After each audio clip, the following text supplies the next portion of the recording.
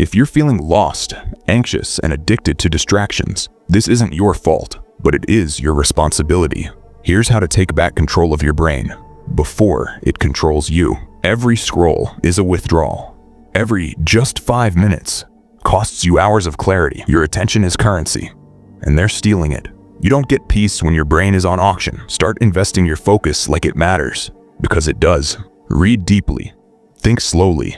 Boredom isn't the enemy. It's the birthplace of original thought. That urge to quit, to scroll, to escape. It's not you, it's noise.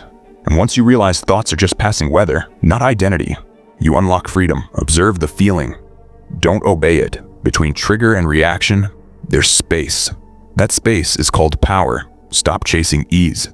Start choosing discomfort that builds. Studying when it's boring. Silence when it's loud. Focus when the world screams for your attention.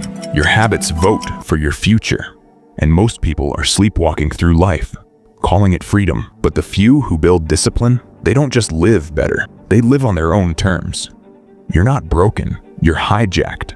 But the controls are still in your hands. Take back your brain. Take back your life.